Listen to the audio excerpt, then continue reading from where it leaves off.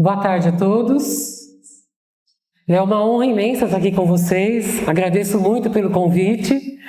E estamos aqui com o Encontro de Cientistas e iremos conversar um pouquinho sobre como que é a vida de uma cientista, né? O que ela faz, qual o processo para ela se tornar uma cientista, para podermos conhecer melhor, né, sobre a vida de cada uma de vocês. Então, eu gostaria de começar aqui com uma pergunta.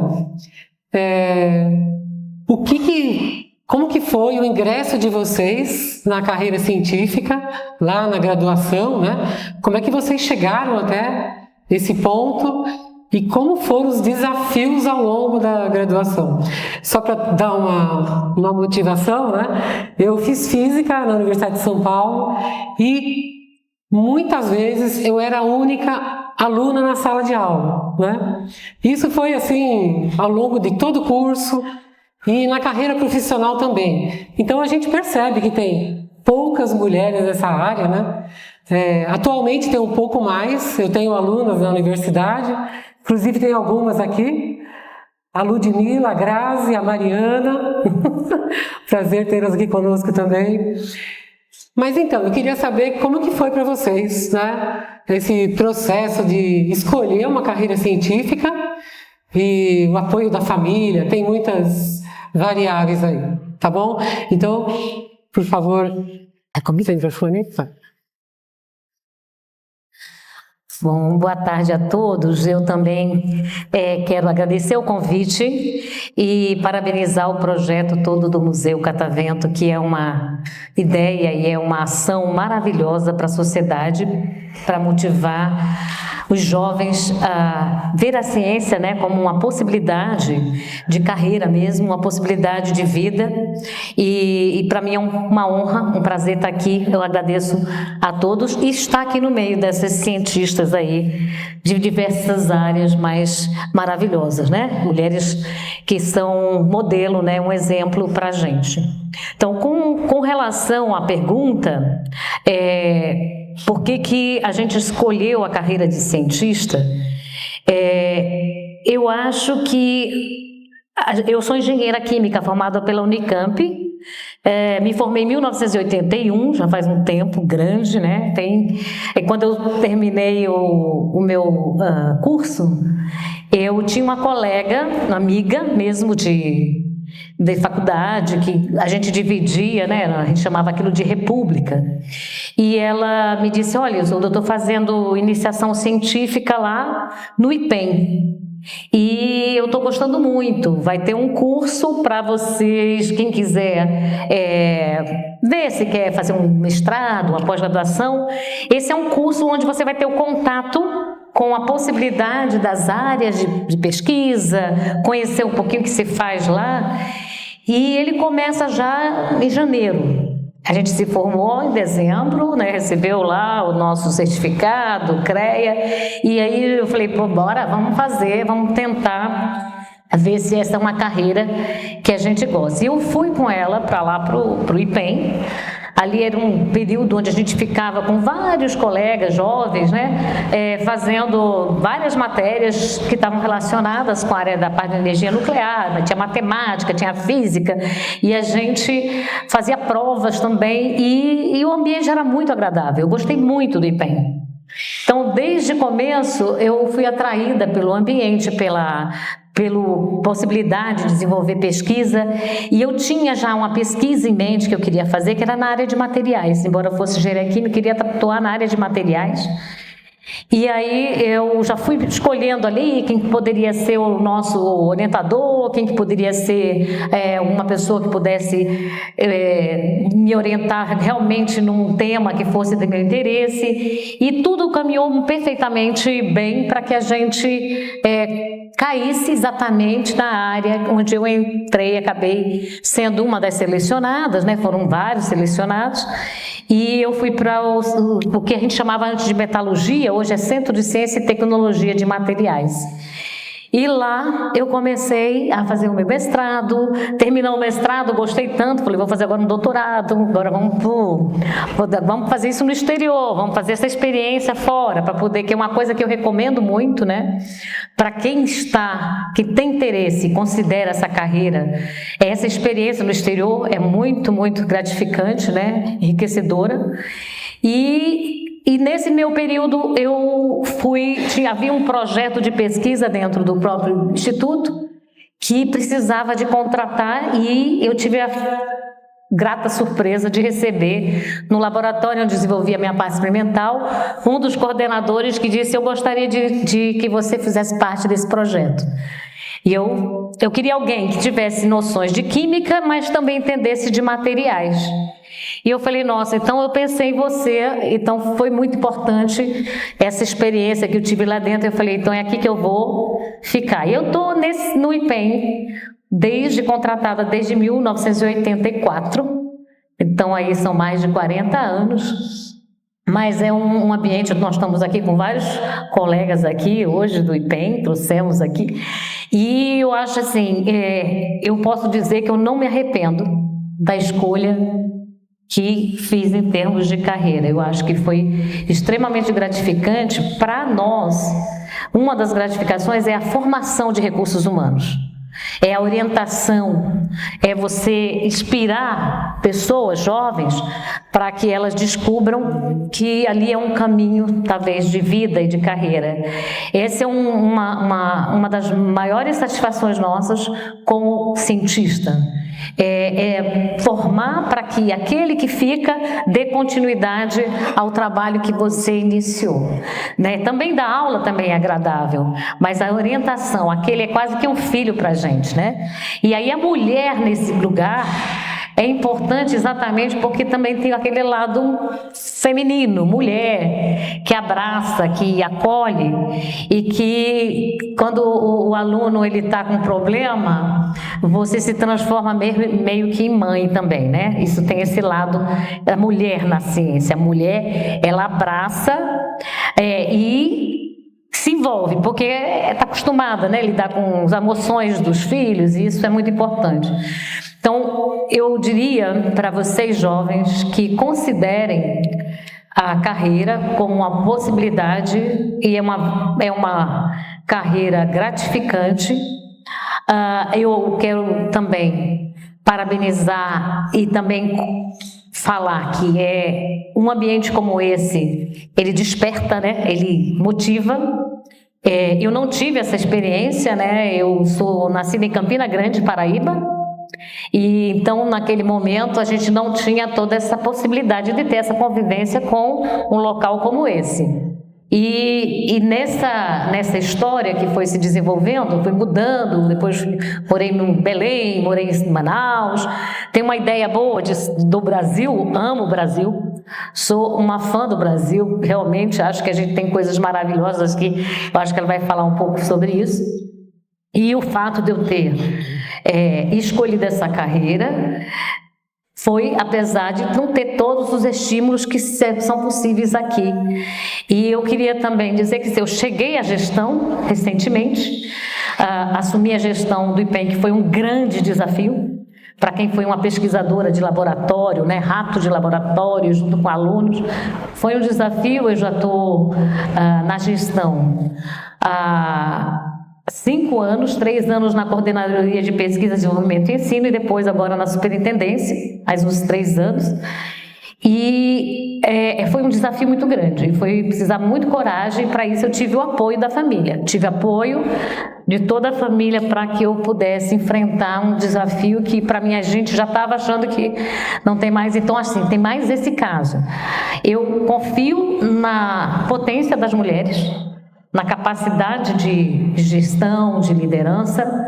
Hoje nós temos também, eu vi a fala da diretora, né, na financeira, e a gente tem em torno de 50% também na nossa gestão máxima, né, diretores e coordenadores. Nós somos 12 centros de pesquisa, desses aí nós temos, na realidade, 1/3 de mulheres de gerentes, mas são excepcionais. Então eu não tenho problema quanto a isso, a dizer que nós mulheres devemos assumir esses desafios, ter coragem. E meninas, é o que vocês possam seguir também essa carreira, ter esse conhecimento. O IPEM está aberto, de portas abertas para recebê-las. Só tem uma questão, tem que ser mais de 16 anos para entrar lá. É uma instituição que tem 2 reatores nucleares, então tem que ter essa condição. Então era isso que eu poderia dizer. Obrigada.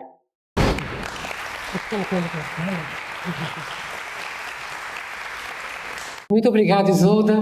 E você citou um ponto muito importante, que é o apoio da família, né? Isso é importantíssimo para a gente seguir uma carreira, né, profissional nessa área também.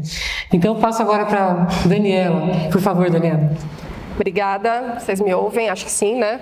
Eu quase consigo falar sem microfone, minha voz é muito alta, acho que, como as professoras aqui também, né, a gente tem costume de sala de aula, então acho que é até estranho às vezes falar de microfone.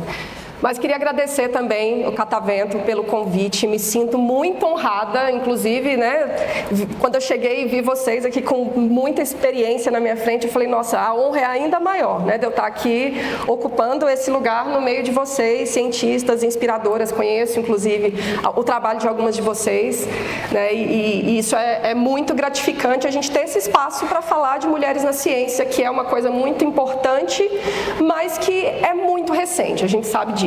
Né? Essa pauta de mulheres na ciência. E muitos podem falar que a gente é recente, que não é tão importante porque é um mimimi, aquela coisa toda, mas acho que a minha história, por mais que seja mais recente do que a de vocês, é um clichê dentro desse assunto de mulheres na ciência, porque parece que eu acabei passando por todas essas barreiras que geralmente a gente só vê em filmes e em novelas que as mulheres acabam passando para chegar nas posições que elas chegam, né, que é uma posição de topo, porque a gente sabe que no Brasil é muito difícil uma pessoa chegar no nível de doutorado. Nós somos privilegiadas por termos um título de doutorado. Isso não é todo mundo que tem acesso. Todo mundo teria direito, todo mundo tem direito, mas não é todo mundo que tem acesso. Então, muitas vezes é falta de acesso. Né? E aí eu estou aqui, inclusive, falando da posição de uma mulher branca, e eu queria que vocês, inclusive, fizessem essa reflexão. Nós somos 4 mulheres brancas, né? Então, cadê as mulheres pretas na ciência? Será que não tem mulheres pretas na ciência? A gente sabe que tem. Infelizmente, elas ainda são minoria porque elas têm menos acesso. Mulheres pretas, mulheres indígenas, elas têm menos acesso. Mulheres trans têm menos acesso. Por toda uma questão cultural e histórica que elas sofrem muito mais do que a gente. Então, como o colega ali falou, né? Se é difícil ser cientista, para mulheres cientistas ainda é mais difícil. Para mulheres pretas, indígenas, pardas, ainda é muito mais difícil. São dificuldades que a gente nem imagina passar. Então, eu estou aqui, né, como cientista, como que eu cheguei aqui, vou tentar resumir, porque também é uma longa história, é difícil a gente conseguir resumir tudo isso, mas eu estou aqui realizando um sonho. Então, é um sonho de criança que eu nem sabia que eu tinha, porque eu nem sabia que mulher podia ser cientista, então por isso que eu falei que é um clichê, né? Eu nem sabia, sou do interior de Goiás, nasci em Goiânia, mas fui criada no interior de Goiás, numa cidade chamada Iporá, que vocês não vão saber onde é, porque tem 30 mil habitantes e já é quase na divisa com Mato Grosso, então é uma cidadezinha bem pequena mesmo, e eu fui criada como quase toda mulher para exercer funções de cuidado, né? E eu não sou tão, né, eu sou da década de 80, então não sou assim, né, mais antiga, que ainda a gente sabe que mais tempo atrás tinha ainda mais tradicionalismo. Então, da minha época para cá, as coisas já mudaram bastante, mas eu ainda fui criada numa família muito tradicional, que era delegado às mulheres essas funções só de cuidado. Então, era impensável que uma mulher, eu nem sabia que mulher podia ser cientista, isso nunca foi falado dentro de casa, mas eu assistia os documentários de vida animal, que na época a gente alugava na locadora as fitas de vídeo, e eu era muito fã do David Attenborough, que eu não sei se vocês conhecem. Se vocês não conhecem, eu quero que vocês conheçam, por favor, o David Attenborough, né, que é um inglês, inclusive a gente estava falando dos ingleses, né, antes de entrar aqui. É um senhor inglês naturalista e ele passou, inclusive, hoje ele tem quase 100 anos, ele passou por todas essas mudanças do planeta, né, desde que o planeta ainda era possível observar baleias no oceano, nadando livremente, até o que a gente tem hoje nas mudanças climáticas. Então eu cresci com aquilo, vendo aquilo e cresci na natureza, querendo sempre ser exploradora, sem saber que existia uma profissão, um nome para essa profissão, que era bióloga. Eu podia ser cientista de biologia, eu podia ser das ciências biológicas, eu não fazia noção disso. E aí fui passando pela escola, adorava ser professora, queria muito ser professora, adorava ensinar desde pequena também, até que eu conheci o Darwin, Charles Darwin, que inclusive eu passei pela exposição e vi que tem uma parte do Charles Darwin. Me encantei pelo Charles Darwin, pela história do Charles Darwin. E qual foi a história, a parte da história do Darwin que eu me encantei? Foi justamente a história da volta ao mundo, que ele fez a volta ao mundo a bordo do navio Beagle, e foi através dessa história, dessa viagem, que ele elaborou toda a teoria da evolução por meio da seleção natural. E eu fiquei louca por aquela história, encantada, queria fazer grandes descobertas, queria viajar pelo mundo, queria ser como Darwin. E aí até então eu estava no começo da universidade, e aí notem que até então as minhas duas inspirações são homens, são dois homens, e eu ainda não tinha descoberto que eu podia ser cientista. Eu achava que o nome para aquilo era explorador, não sabia que era cientista.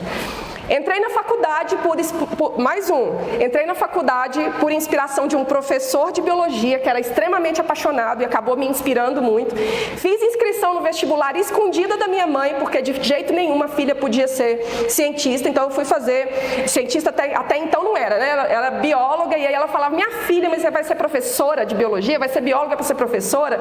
E eu falava sim, porque eu me inscrevi inclusive em licenciatura, e eu queria mesmo ser professora, porque até então não sabia que eu podia ser cientista, né? Mas fiz lá meu vestibular escondido da biologia, passei em biologia. E durante a faculdade eu fui descobrindo que eu podia fazer mestrado e doutorado, podia fazer pesquisa científica. Saí da faculdade, fiz todo aquele percurso muito difícil. Eu vim de uma família muito pobre. Os meus pais eram... Meu pai era semi-analfabeto, minha mãe empregada doméstica. Então eu tive que fazer muitos estágios durante a faculdade, inclusive alguns estágios remunerados, para pagar outros estágios, para conseguir fazer o currículo, para poder, né, ser competitiva ali na carreira, para aprender. Eu queria sugar o máximo possível de todas as áreas que eu gostava muito. Até uma correção, eu não sou zootecnista, eu sou zoóloga, né? Depois eu vim fazer meu doutorado em zoologia, então eu sou especialista no estudo dos animais. E aí eu só fui descobrir, depois eu fiz, né, meu mestrado, meu doutorado, eu viajei o Brasil inteiro por causa da minha profissão, fazendo pesquisas por todo o Brasil. Hoje eu só não conheço 3 estados brasileiros, morei em todas as regiões do Brasil também por causa da pesquisa científica, por causa da profissão, mas eu só fui descobrir que eu era cientista, que eu fui me reconhecer cientista no meu 2º ano de doutorado, quando alguém mencionou meu nome enquanto uma cientista.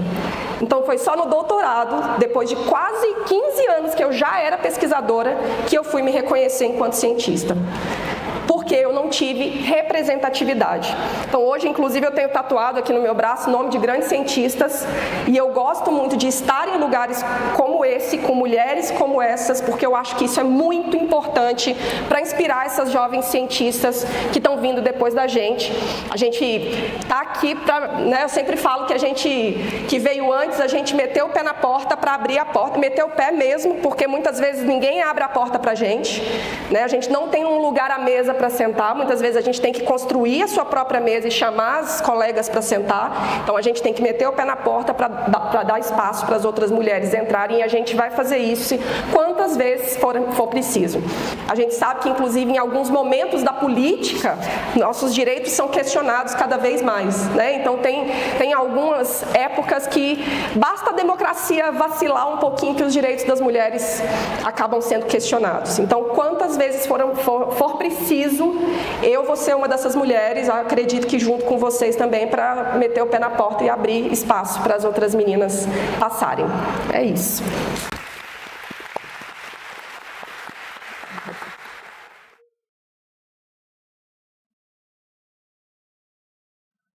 Muito motivador, Daniela. Dá vontade de sair correndo e pesquisar e ser cientista, né? E você citou uns pontos importantes aí.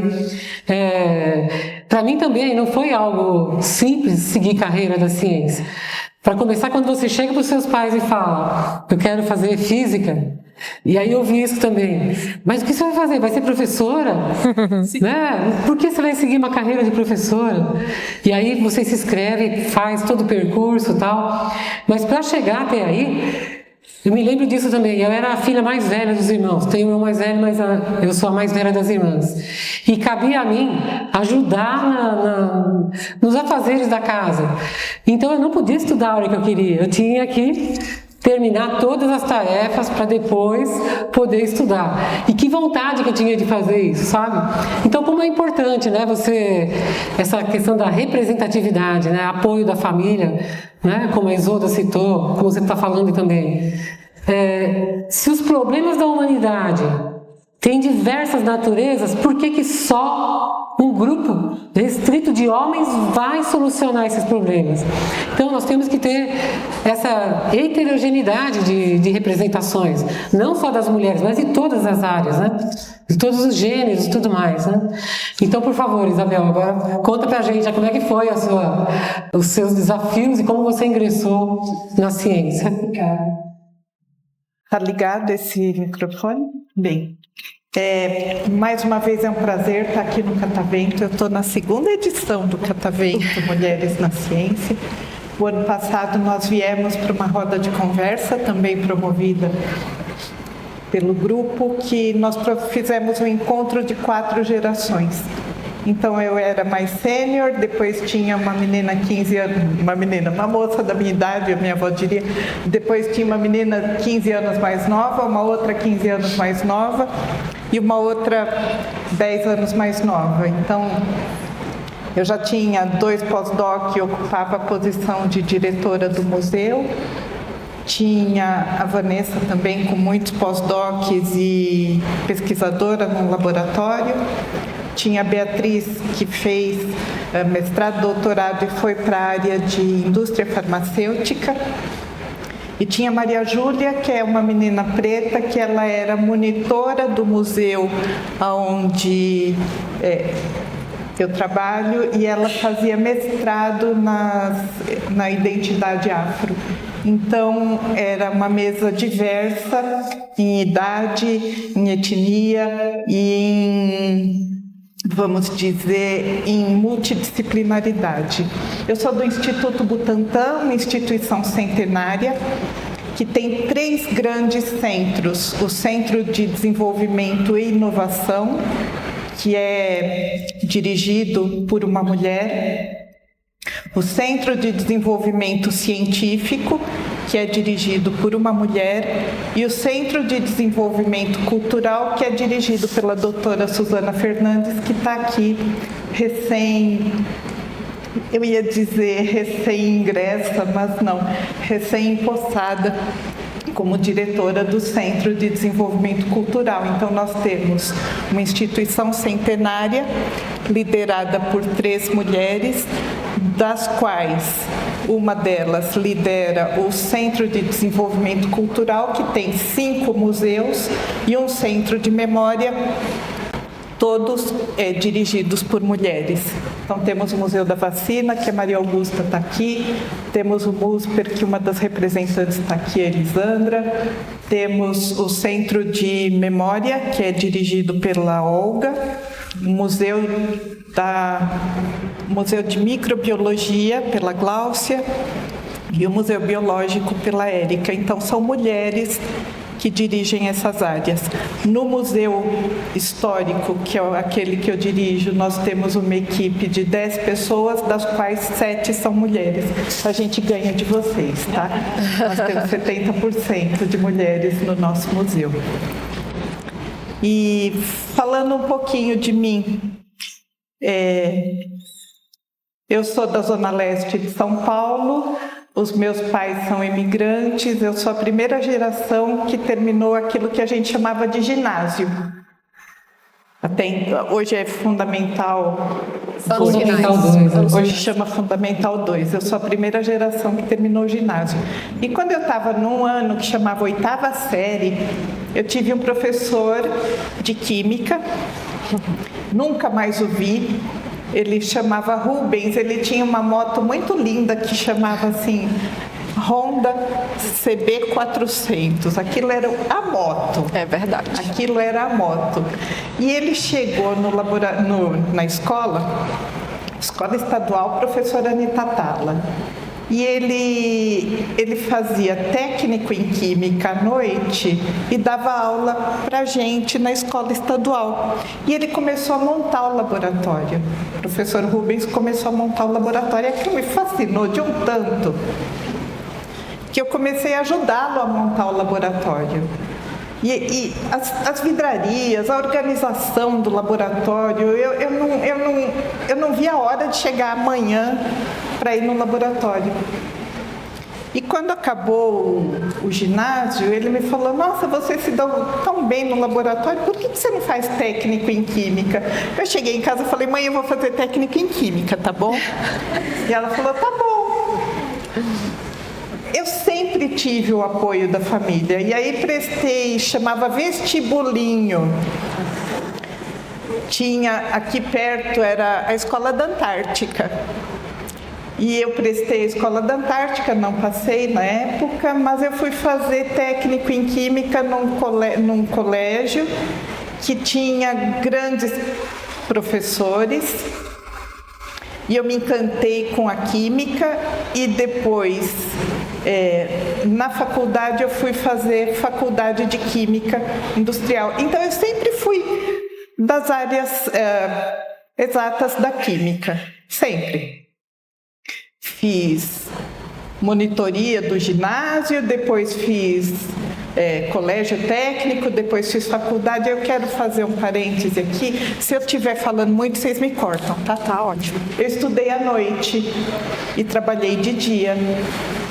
Essa é a realidade da grande maioria das pessoas. Então, tem gente que fala assim: nossa, você tem que ter uma super dedicação à ciência. Você tem que ter, sim, mas você tem que ter responsabilidade e você tem que ter, além da dedicação e da responsabilidade, vontade.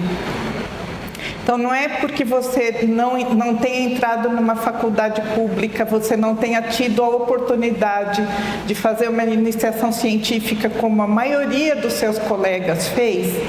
Você pode, sim, fazer uma graduação à noite, entrar no mercado de trabalho e se tornar uma cientista, apesar de ter estudado à noite. Eu acho que isso foi um dos maiores preconceitos que eu já enfrentei. Eu não enfrentei diferente de vocês, a minha realidade talvez. Também, sim. Eu nunca enfrentei preconceito de gênero. Nunca na vida. Mas eu já enfrentei preconceito por ter estudado à noite. E isso machuca a gente, porque não é pelo fato de você ter um pai rico, uma família abastada que possa te bancar, que você não tem a competência de chegar onde você quer chegar. E outro dia nós temos, de novo um parênteses, nós temos um colega no laboratório, ele é um dos especialistas do laboratório.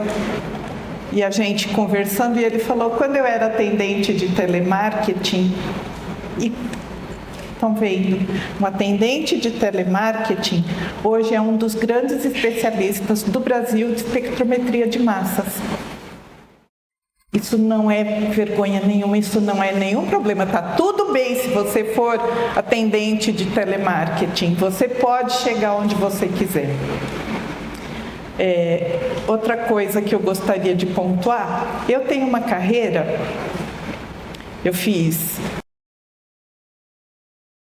técnico em química, eu fiz, como chama isso, graduação em química, mestrado e doutorado em bioquímica, e eu já comecei a desvirtuar um pouco, porque eu fiz um pós-doc na física, em cristalografia, depois eu fiz um segundo pós-doc em biologia celular, e hoje sabe o que eu faço? Dirijo um museu histórico.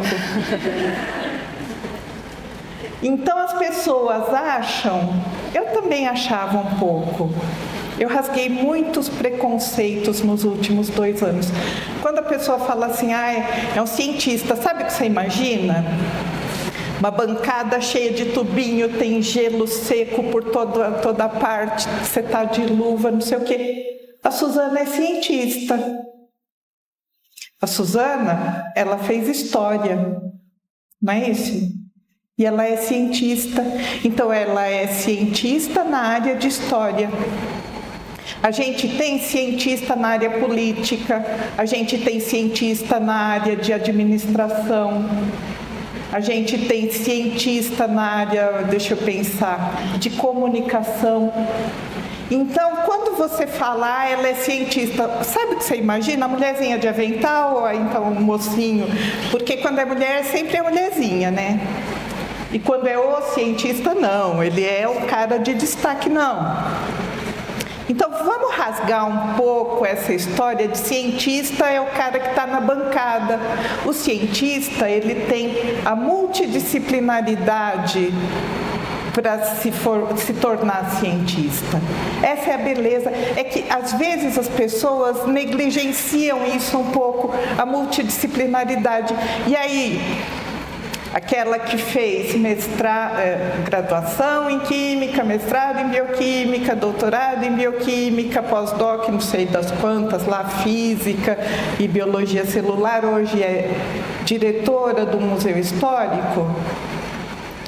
E aí eu até compartilhei com as colegas e foi o que aconteceu. Essa semana, eu me peguei essa semana usando os meus conhecimentos no Museu Histórico. Eu fiz, como eu disse para vocês, Química. E eu tive 3 semestres, ou seja, 1 ano e meio de Física. Era um curso de Química, uma graduação em Química, que eu tive 3 semestres de Física. E a gente fala, mas para que Física? Mesma coisa que você fala, para que cálculo 1, cálculo 2, né? Mas tá bom, fiz. Eis que amanhã vai haver uma atividade educativa no Museu Histórico e as criancinhas vão elaborar asas de insetos e usar como fantasia de carnaval. E essas asas de insetos estão sendo produzidas em papelão. Recorta, pinta, cola. E a educadora que está preparando as asas de inseto falou assim, poxa, mas a gente está com problema porque o papelão dobra. E aí eu não consigo cortar a asa porque ela fica toda desmilinguida, o termo que ela usou, fica toda desmilinguida. Eu falei, não tem isso. Você já estudou resistência dos materiais? É uma disciplina de física. Eu estudei física na graduação de química faz 40 anos. Se você der uma flipada assim, o papelão vai ter mais resistência. Corta com ele um pouquinho enviesado. Então, a asa da borboleta, da mariposa, do mosquito, que vai ter amanhã na atividade educativa, foi produzida com um papelão reciclado e foi, vamos dizer assim, melhor elaborada graças ao conhecimento de resistência dos materiais. Então, eu acho que é mais ou menos isso. Eu estava falando para elas, eu tenho um pé em cada canoa.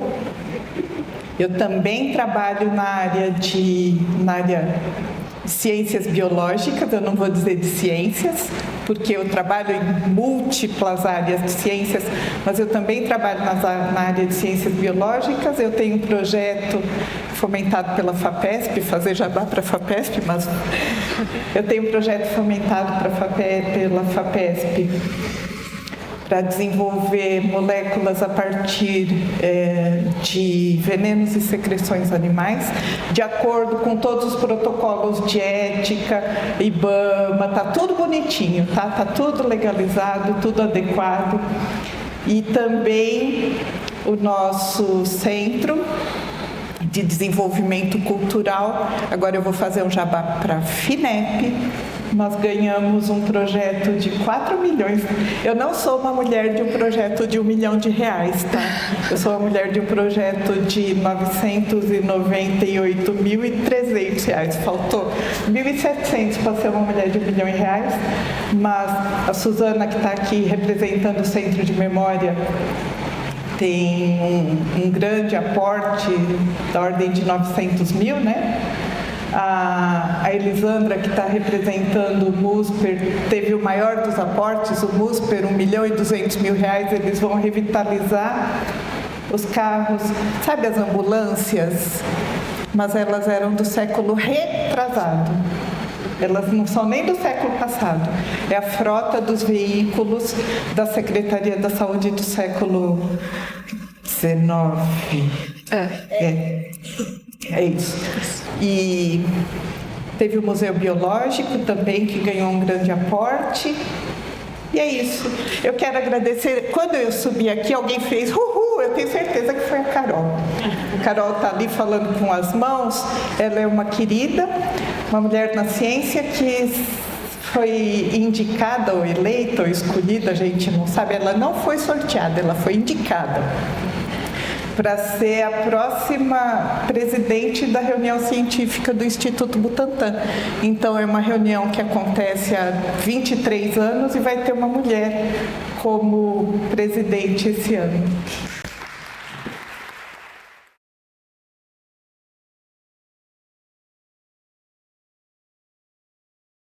Muito bom, Isabel.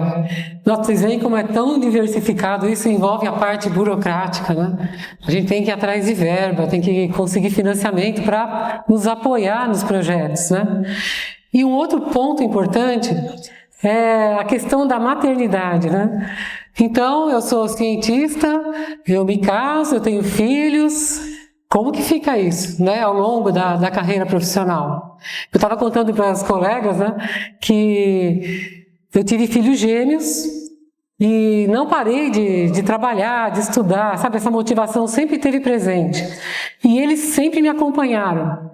Me acompanharam quando eu fiz doutorado de sanduíche na Inglaterra, foram junto comigo.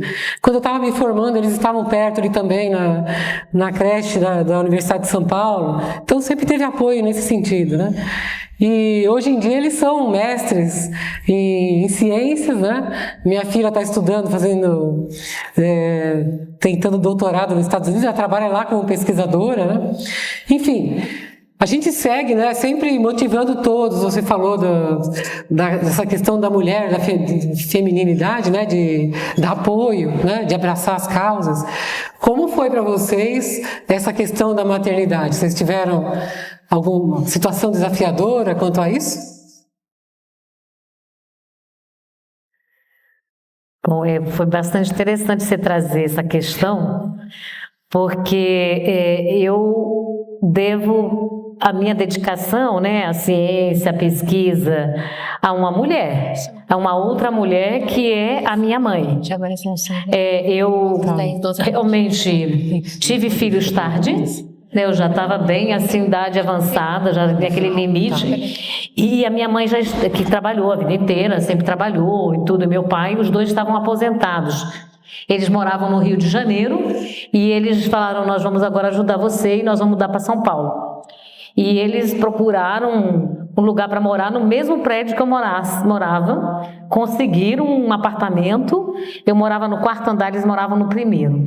Então, assim, todo o apoio que eu tive foi de uma mulher, principalmente do meu pai também, foi de um homem, porque ele também é aposentado.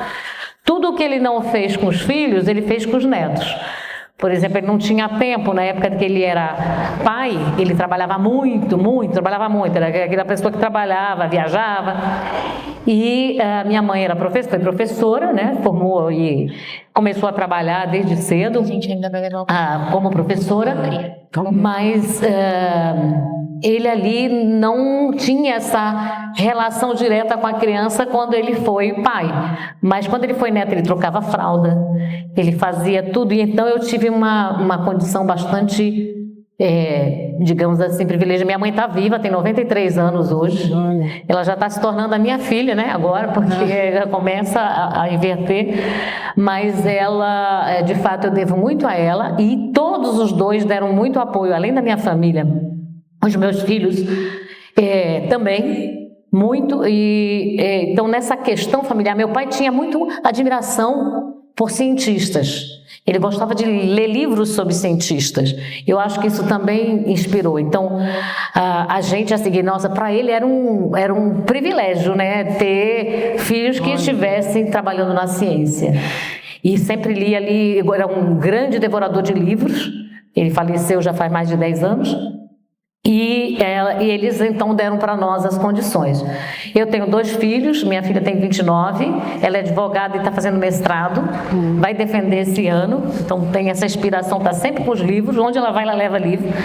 Ela é advogada e vai defender o mestrado. Meu filho é engenheiro elétrico, os 2 são formados na USP. E ele também está fazendo o mestrado e logo vai estar defendendo. Então, assim, eu acho que a gente inspira, né? Os pais me inspiraram, me deram apoio e os meus filhos foram inspirados. Porque é difícil até ver, será que vai fazer? Vai ser acadêmico? Não vai. Eles não são acadêmicos, estão no mercado, mas ainda assim tem uma ligação com a parte de formação, né? Formação superior. Então, eu acho que isso foi fundamental. Por conta disso, meu pai, apesar de ser de uma geração nordestino, né? Eu queria salientar também que eu sou a primeira gerente, diretora, superintendente do IPEM, e também a gente está numa situação hoje que nós temos uma outra nordestina, né? Primeira mulher negra no Ministério da Ciência e Tecnologia. Então, isso a gente está mostrando que realmente as mulheres, elas estão assumindo e estão assumindo bem, né? O papel, até mandar um abraço para ela, porque é uma pessoa simpaticíssima, a Luciana, e a gente vê o trabalho, da dedicação que está sendo feito. Eu estou aqui rodeado por mulheres lá do IPEM, né? Aqui nós temos aqui a doutora Mary, que é responsável por toda a nossa parte de divulgação científica. Tem uma Cristina aqui, minha assessora, eu digo, ela é minha assessora, ela é a secretária-chefe das meninas, mas é quem me deu força também quando eu assumi a gestão. Até hoje, a gente não tem horário para sair, não é? A Cristina, eu saio, a Cristina fica lá, eu saio, passa de meia-noite, a Cristina está lá firme e forte. Eu tenho a Ana Lúcia agora também, que é outra força, e que isso também dá bastante suporte para a gente ver. As 3 ali são forças para mim, e tem mais ali, a Ângela é do Rio, especialmente, e tem os meninos, tem a Kátia que está por aqui também fazendo o trabalho, então, nós aqui na frente, então são mulheres que estão inspirando a gente, que estão aqui, estão adorando, né, fizeram questão de estar aqui com a gente. Então é isso, né, que eu queria dizer com relação à maternidade. Eu tenho orgulho de que eles foram todos formados e estão aí para dar contribuição para a sociedade. Sim. Obrigada.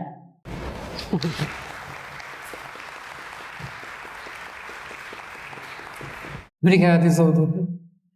Então, Daniela, eu vi que a Daniela trouxe a Paula, né, sua filhinha, está aí com a gente. Sim, a Paula acho que foi no banheiro, né? Foi no banheiro, nesse momento. Minha filhinha que vai fazer 10 anos no mês que vem, mas eu tenho um menino de 15 também, que provavelmente vai seguir pela carreira, já fala bastante sobre isso. E é muito por causa desse trajeto que eu fiz, dessa trajetória que eu fiz junto com eles também. Os homens não têm que discutir sobre isso, né? Isso eu acho que já é um grande indicativo de que as mulheres é que acabam tendo que assumir muito mais esse papel de maternar, que não deveria ser só maternar, devia ser paternar também. Mas a gente tem uma desigualdade muito grande no país em relação aos cuidados, como eu já falei, né? Inclusive as mulheres, elas são criadas para exercer esses papéis de cuidados, como eu também fui. E isso até hoje a gente vê que isso é reforçado em políticas públicas, como por exemplo, a gente não tem uma licença paternidade igual uma licença maternidade. Ou seja, você já diz para a mulher que é ela que tem que cuidar da criança quando a criança nasce. Então, ela que se vire, ela que quis ter filho, ela que se vire. Inclusive, a gente escuta frases muito marcantes desde o momento do parto em relação a isso. Tá gritando, agora tá sofrendo, mas não quis fazer filho, né? Na hora de fazer estava bom. Então, a gente sofre violências obstétricas, inclusive, não só mulheres cientistas, mas mulheres de forma geral, desde o momento mais importante da vida de mãe, que é o momento do nascimento do filho, em relação a isso, né? Em relação a essa responsabilidade que é colocada apenas sobre as nossas costas de cuidar do outro ser humano, né? E a gente se esquece que sem cuidados, sem os pais e as mães, nenhum de vocês estariam aqui, né? Então a gente ainda precisa fazer filhos, né? A gente ainda tem essa necessidade, pelo menos, para manter a população. Claro que a gente precisaria de políticas públicas também de diminuição de natalidade, né? Mas que fosse de uma forma diferente do que a gente tem hoje. Mas enfim. No meu caso, eu me formei já com meu filho na barriga, então me formei em biologia já grávida, tinha 21 anos, era uma menina e já grávida, de um homem bem mais velho que eu, então fui mãe muito novinha e foi de novo um clichê de um relacionamento abusivo, um homem muito mais velho que me enrolou para ter um filho comigo e depois foi totalmente trágico a situação que eu tive até virar mãe solteira, mãe solo. Me vi mãe solo, mesmo quando eu estava junto com esse companheiro, eu já era mãe solo, eu já tinha que assumir todos os cuidados com meu filho sozinha e nunca parei também. Então eu nunca parei porque eu tive o meu pai, no meu caso foi o meu pai, que me deu todo o apoio que eu precisei. Então muitas vezes eu saía do Acre, que eu morava no Acre, fazia mestrado lá na época, pegava um avião até Cuiabá. De Cuiabá eu pegava um ônibus até a cidade que o meu pai morava, em Goiás, que era mais perto de Cuiabá do que de Goiânia, para poder deixar o meu filho lá para eu poder fazer minhas viagens a trabalho. E ele ficava cuidando, às vezes até um mês que eu ficava fora, ele ficava com meu filho. Então, mais uma vez, foi muito por teimosia que eu consegui seguir na carreira, tendo um filho pequeno, levava ele para campo sempre que dava, né, sempre que eu podia levar. Então, ele cresceu indo comigo para o mato. Então, eu nem falei sobre a minha formação direito para vocês, né? Acho que faltou falar sobre isso para vocês entenderem um pouco melhor também. Então, eu sou bióloga e eu tenho algumas linhas de pesquisa, eu trabalho com répteis e anfíbios principalmente, então toda a minha formação acadêmica foi na linha de herpetologia, que é estudo de répteis e anfíbios. Então, fiz meu mestrado em ecologia, ecologia e manejo de recursos naturais, com répteis e anfíbios lá no Acre, na Universidade Federal do Acre. Depois vim para São Paulo para fazer o doutorado em zoologia, na Unesp de Rio Claro, mas eu desenvolvi toda a minha pesquisa no Museu de Zoologia da USP, onde eu ainda sou pesquisadora colaboradora.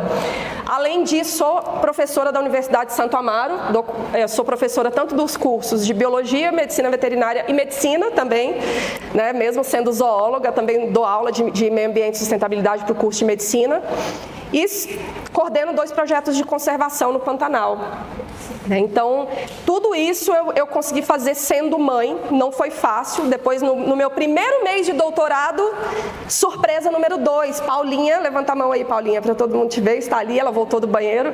A Paulinha vem ao mundo, eu descubro que estou grávida, né, totalmente inusitado do meu segundo marido, e aí eu descubro que estou grávida da Paulinha. Foi totalmente sem planejamento, né, mas foi o melhor presente, né, os meus filhos são os melhores presentes, não me arrependo, mas vocês podem perceber que foi algo atípico, principalmente na minha geração, em que as mulheres têm filhos mais tarde. Então, hoje é muito comum que as mulheres tenham filhos depois dos 30, ou até chegando perto dos 40, ou até depois dos 40, justamente porque a gente sabe que ser mãe, enquanto a gente está consolidando a carreira, não é fácil se você não tiver uma rede de apoio. Então, seria impossível se eu não tivesse tido a rede de apoio do meu pai, como eu tive, principalmente com o meu primeiro filho, que eu fui mãe totalmente solo, mesmo sendo casada no começo, né? Então, isso é muito importante. A gente não tem políticas públicas que ajudam as mulheres na ciência. Essa responsabilidade que, inclusive, os governos e as instituições precisam assumir, né? Precisam, justamente porque as mães não têm a obrigação sozinhas de criar os filhos. Se os homens tivessem a responsabilidade de criar os filhos, como são eles que tomam as decisões, geralmente a gente teria muito mais políticas públicas para cuidar dos filhos. Isso é fato. Mas como são a maioria dos homens brancos que estão lá no Congresso, lá em Brasília, tomando as decisões, infelizmente a gente não tem essas políticas da forma como a gente deveria ter, né? Então, isso é extremamente necessário. E o que eu tive que fazer? Eu tive que me virar nos 30 para conseguir cuidar dessas crianças. Hoje a gente tem algumas políticas, eu sou embaixadora, inclusive, do Parenting Science. Hoje, inclusive, acho que de 2015 para cá, a gente tem a criação de algumas redes de mulheres na ciência. Não poderia deixar de falar sobre isso também. Eu sou fundadora de 2 redes de mulheres na ciência, que eu também esqueci de falar no início, que é a rede de mulheres na herpetologia, rede de mulheres na ornitologia e observação de aves, né? Então, herpetologia, estudo dos répteis e anfíbios, ornitologia, estudo das aves e também mulheres observadoras de aves, e sou embaixadora do Parenting Science, que é uma iniciativa justamente para lutar pelos direitos das mães e pais também na ciência, né? E graças ao Parenting Science, que está aí desde 2015, 2014, hoje a gente tem algumas políticas que estão começando a ser implementadas em algumas instituições, e uma delas, que o CNPq inclusive aprovou há pouco tempo atrás, que foi uma briga do Parenting Science, foi o maternidade no Lattes, que eu não sei se vocês já ouviram falar. Então hoje a gente tem o direito, a gente tem um campo no nosso currículo Lattes. Para quem não sabe o que é o currículo Lattes, é o currículo científico. Então todo mundo que é cientista tem um currículo Lattes, onde a gente coloca lá todas as nossas realizações e produções científicas. E hoje a gente tem um campo no currículo Lattes, que é online, é o sistema do CNPq, para colocar a nossa licença maternidade. Isso por quê? Porque quando vão analisar os nossos currículos, para poder ver se a gente está produzindo artigo científico, se a gente está publicando, muitas vezes as mães ficam com 1, 2, 3, 4, 5 anos de lacuna de produção científica, de produção acadêmica, justamente porque tiveram filhos. E quando a gente cuida de uma criança, a gente sabe que às vezes 4 anos, 5 anos é pouco para a gente se restabelecer, a gente voltar de fato à mesma produção que a gente tinha antes. E aí a gente fica com essa lacuna e os nossos currículos, eles não são tão competitivos quanto os dos nossos próprios companheiros, muitas vezes, que tiveram aquele filho junto com a gente, mas que voltaram a ter produtividade muito, muito, muito antes que as próprias companheiras. Então hoje, muitas instituições, na hora de analisar os currículos, tiram esse tempo da licença maternidade, e isso só é feito por causa desse movimento do Parenting Science, que é de adicionar no currículo Lattes o nosso tempo de licença maternidade. Tem algumas instituições, inclusive, que tiram até mais de 1 ano, tiram 2 anos, né? Porque o que as pesquisas falam é que a mulher só volta a ser produtiva depois de 4 anos do nascimento do filho. Então, é isso, meu recado.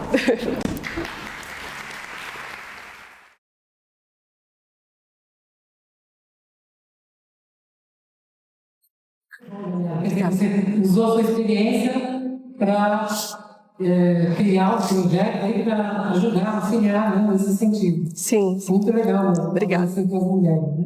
Obrigada. Então, por favor, Dani. Eu vou falar um pouquinho de mim. Eu sou uma das poucas pessoas que eu conheço que já teve em 5 continentes diferentes. Eu só não tive nos polos. Ou seja, eu amo viajar. E chegou uma hora que eu pensei assim, viajar é caro. E se eu tiver que viajar com filho, vai ficar muito mais caro. Então foi uma decisão racional. Eu não tenho filhos. E aí quando alguém fala assim, e eu acho, eu digo, petróleo? Diamantes? Quem tem que achar da minha vida sou eu mesma. Com certeza. Uhul! E tá tudo bem. Certíssimo. Eu acho que eu tenho que achar da minha vida e acabou. Eu posso, quando eu quero, comunicar. Pai e mãe eu comunico por prazer. Os outros eu comunico se eu quero. Porque é o meu perfil, sabe? E não venha me pedir, mas e o filho? Não vai ter, não vai ter. Carol, você vai ter filho? Não vai ter. Né? Pronto, não quer. Adorei. O outro não tem que achar nada. Tu não tens que achar nada da minha vida. E é isso, eu não tive filhos, diferente delas, que tem 2, 2 e 2, eu tenho 0 filhos.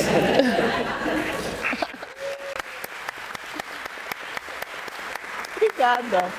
E é revolucionária por ter decidido isso. Escolha. É uma revolução também você ter decidido isso na sua carreira. Então você é revolucionária por ter decidido não ter filhos. Eu vou contar uma coisa, a Suzana talvez o conheça. A gente tinha um médico do trabalho lá no instituto, Dr. Raimundo. Dr. Raimundo, a gente ia fazer os exames periódicos e ele falava assim, vamos fazer cálculos. A senhora começou a menstruar com que idade? 11 anos. E a senhora teve alguma gestação? Não tive. Aí ele anotava. E a senhora, então, se não teve gestação, não amamentou? Não amamentei. Anotava. A senhora, sempre a senhora. A senhora tinha um ciclo menstrual de quantos dias? Eu falei 21 dias. A senhora usou 17 óvulos por ano. As outras moças que têm ciclos de 28 dias só usaram 13 óvulos por ano. Então, a senhora usou 4 a mais do que as outras. Se a senhora não engravidar daqui 2 anos, não vai mais dar tempo. Eu falava, ai, que bom! Que bom! Você só tem mais 2 anos, né? Ele fazia cálculos, porque, segundo ele, as mulheres nascem com 500 óvulos, em média. Então, se vocês quiserem saber quando vai entrar em menopausa, faz a continha do Dr. Raimundo. Eu entrei certinho na idade que ele falou, 42 anos, porque eu fui consumindo os meus óvulos e é isso. E tá tudo bem. E se um dia eu quiser adotar, eu posso. É por escolha. Tá cheio de programas de adoção. Eu não sei se eu vou ter paciência de ter um filho. Acho que não mais. Nem dinheiro também.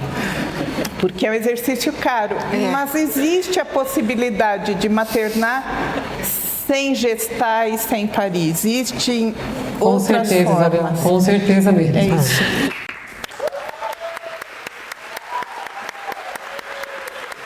Eu tô me achando, gente. Obrigada.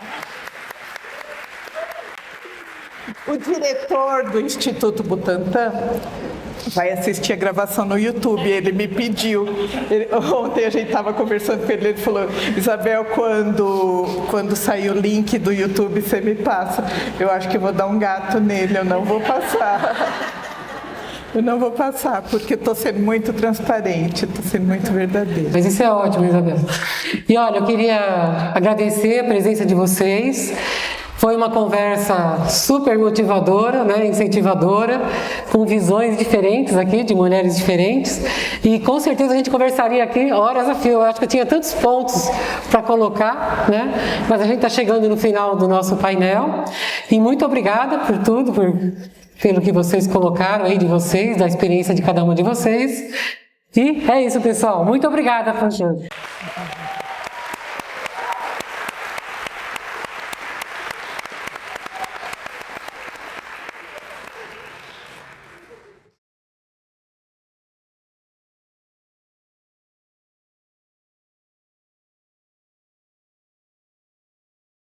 Eu queria pedir um minutinho da palavra antes de finalizar. Na verdade, 4 minutinhos, porque eu já li esse texto antes, eu sei que dura mais ou menos 4 minutos.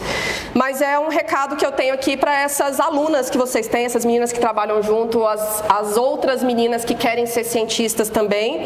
É um texto que eu escrevi, é de minha autoria, e chama Carta à Minha Pequena Cientista. Minha pequena cientista, preciso te contar sua vida. Desde que nasceu, vi seus olhinhos brilharem como estrelas a cada nova descoberta. Você nasceu para isso, você cresceu para isso. Inventou brincadeiras em que salvava o mundo de asteroides e epidemias. Desbravou a mata em busca de aventuras e de descobertas de organismos novos. Sonhou em inventar, criar, melhorar, estudar, conquistar o mundo. Você nasceu para isso, como toda criança. Mas tenho que te dizer, minha pequena cientista, o mundo não te receberá bem com sua rebeldia criativa de quem devora livros e soluciona problemas.